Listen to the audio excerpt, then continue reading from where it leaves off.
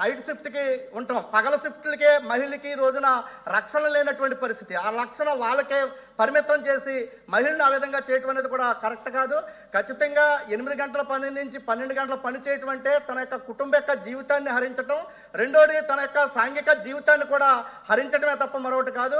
So ఇటువంటి పరిస్థితుల్లో మనం ఇంకొక అంశం ఏంటంటే అధ్యక్ష, ఈ రోజున మనకి ఎన్నికలు జరుగుతున్నటువంటి సందర్భంలో మన జెండా మోసేదే కార్మికుడు, మన కోసం 2-3 గంటలైనా నిలబడి తన గుర్తుకి ఓటేసి ఆనందపడేదే కార్మికుడు. అటువంటి ఏదో ఒక సాఫ్ట్వేర్ కంపెనీ ఈ మధ్య కాలంలో 13 గంటల పని ఉండాలని చెప్పి పనిచేసేటువంటి సాఫ్ట్వేర్ కంపెనీలకు అనుకూలమైనటువంటి నిర్ణయం అది కరెక్ట్ కాదు. ఇది పెట్టుబడిదారులకి, సాఫ్ట్వేర్ కార్పొరేట్ కంపెనీలకి అనుకూలమైనటువంటి బిల్లు తప్ప ఇది ఖచ్చితంగా ఇది కార్మికులకి, శ్రమజీవులకి వ్యతిరేకమైనటువంటిది. ఏదైతే తెలుగుదేశం పార్టీ ఎన్టీ రామారావు గారు పెట్టినప్పుడు ఆ పార్టీ గుర్తులో కూడా ఈ కార్మికుడికి గుర్తుగా చక్రం ఉంటుంది, ఏదైతే గుడిస చక్రం నాగలి అనే గుర్తు. అదేవిధంగా మన వైఎస్ఆర్సీపీకి సంబంధించి కూడా వైఎస్ అంటే శ్రామిక అనే మాటను కూడా చేర్చినటువంటిది. అంటే మాటలకి లేకపోతే గుర్తులకి ఉపయోగించడమే కాదు, చట్టాల్లోనూ బిల్లుల్లో కూడా అటువంటి కార్మికులకు అనుకూలమైనటువంటి నిర్ణయాలు తీసుకురావాలి. కాబట్టి మీ ద్వారా మంత్రి గారిని కోరేది ఈ యొక్క బిల్లుని పునఃసమీక్షించాలని చెప్పి కోరుతూ 8 గంటలకు మాత్రమే పరిమితం చేయాలని చెప్పి పీడీఎఫ్ ఎమ్మెల్సీగా కోరుతా ఉన్నాను అధ్యక్ష. Thank you. అధ్యక్ష, ఈ చట్టంలో మంత్రి గారు చెప్పిన అంశాన్ని ఒకసారి పునఃపరిశీలిస్తే బాగుంటుంది అనేది మా పార్టీ అభిప్రాయం అధ్యక్ష. ఎందుకంటే చాలా సున్నితమైన అంశం అధ్యక్ష. మహిళలకు సంబంధించి నైట్ షిఫ్ట్లో పర్మిషన్ ఇస్తున్నాం అన్నప్పుడు ఆ సంఘాలతో ఒకసారి సంప్రదించడమే కాకుండా ఏ విధమైన పేమెంట్ తీసుకుంటే బాగుంటుంది అనేది చూడకపోతే రాబోయే కాలంలో దానివల్ల చాలా ఇబ్బందులు వచ్చే పరిస్థితులు కూడా ఉంటాయి అధ్యక్ష. వీళ్ళు దాంతోపాటు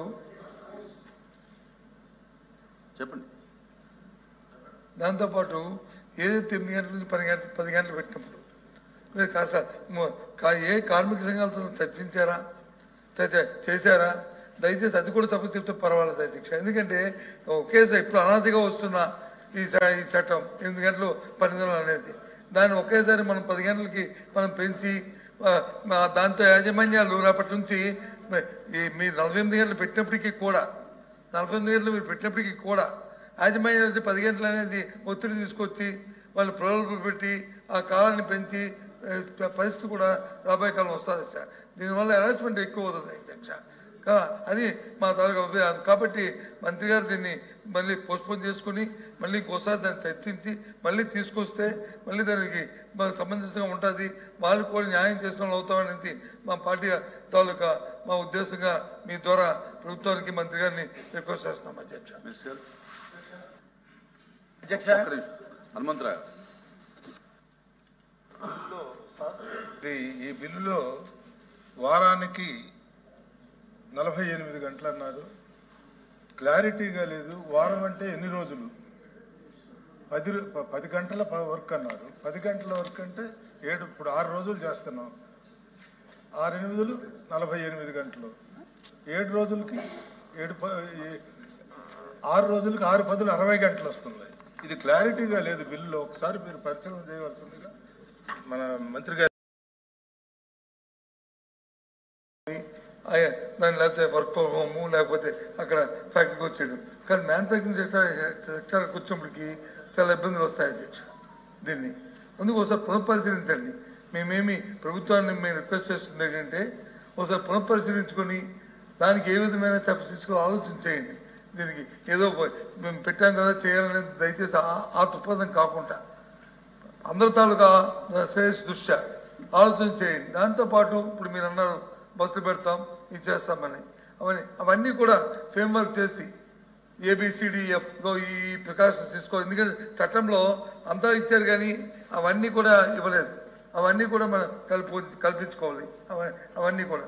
మూడో విషయానికి వస్తే అధ్యక్ష, మనము చట్టం చేసినప్పటికీ అమలు జరిపినప్పటికీ చాలా ఇబ్బందులు వస్తాయి అధ్యక్ష. మ్యానుఫ్యాక్చరింగ్ సెక్టర్లోకి వచ్చినప్పటికీ ఆ ఫ్యాక్టరీ యాజమాన్యం ఎవరున్నారో వాళ్ళ తాలూకు ఒత్తిడితో, వాళ్ళ ప్రలోభలతో వాళ్ళు ఈ కార్మికుల తాలూకు శ్రమను దోచుకోవడానికి ఈ 10 గంటలు ఉంది కదా చెయ్యు అని చెప్పి వాళ్ళు వచ్చి ప్రలోభ పెట్టి ఏదో తురుమ పణం ఇస్తాము ఆ చట్ట ప్రకారం కాకుండా అని చెప్పి చేసే పరిస్థితి అధ్యక్ష. ఇది వాస్తవంగా ప్రాక్టికల్ జరిగేది. ఈ ప్రాజెక్ట్ జరిగాయి. కాబట్టి దయచేసి ఆలోచించమని మంత్రి గారిని ఒకసారి పునఃపరిశీలించుకొని ఇంకోసారి పెట్టండి. కాదనలే పెట్టి ఆలోచించి దానికి ఎవిడెన్స్తో సహా ఇగో డిస్కషన్ జరిగాయి, ఇగో వీటన్నిటితో సంప్రదించాము, వీళ్ళందరితో చేశాము, అవన్నీ చేస్తే బాగుంటుంది అనేది మా తాలూకు సూచనగా మీకు మనం చేస్తాను అధ్యక్ష. మీ ద్వారా అధ్యక్ష, ఈ బిల్ అంతా పరిశీలిస్తే ఎక్కడ కానీ ఫోర్స్ కానీ ప్రెజర్ కానీ ఏం లేదు అధ్యక్ష. ఆప్షన్ ఉంది, దీన్ని కూడా పరిగణలో తీసుకున్నాం. మంత్రి గారు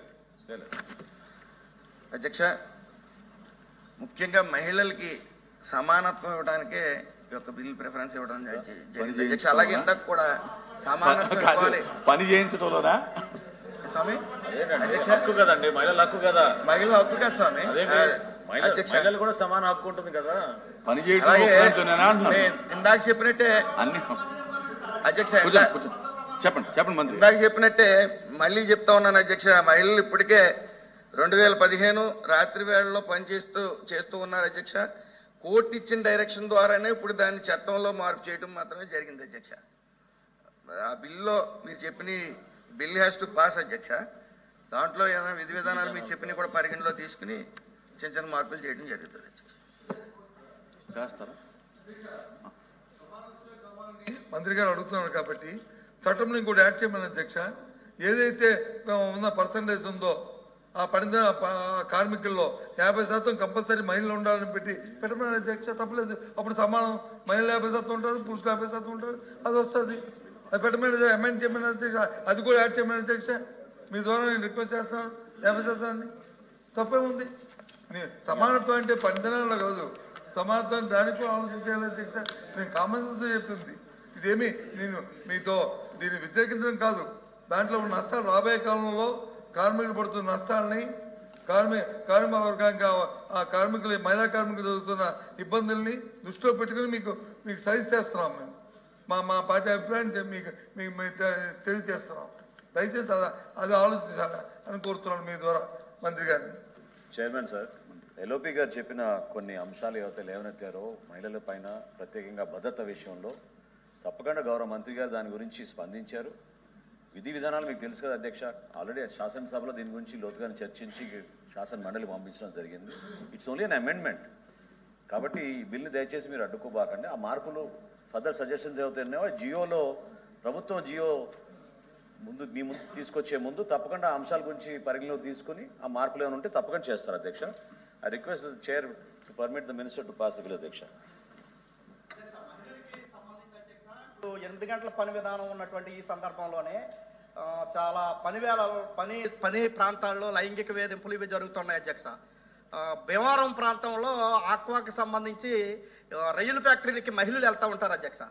మహిళలు వెళ్తున్నటువంటి సందర్భంలో వాళ్ళకి కొంత టైం ఉంటే ఆ టైంలో కనీసం వాళ్ళకి టాయిలెట్ వేస్తే వాష్రూమ్కి కూడా పంపించలేనటువంటి యాజమాన్యాలు ఉన్నటువంటి పరిస్థితుల్లో అధ్యక్ష మహిళలు డైపర్ పెట్టుకుని కార్మిక పని చేసుకున్నటువంటి సందర్భం ఉంది అధ్యక్ష. సో చట్టం 8 గంటలు ఉంటేనే ఇక్కడేమో 8 గంటల పని కాదు అధ్యక్ష.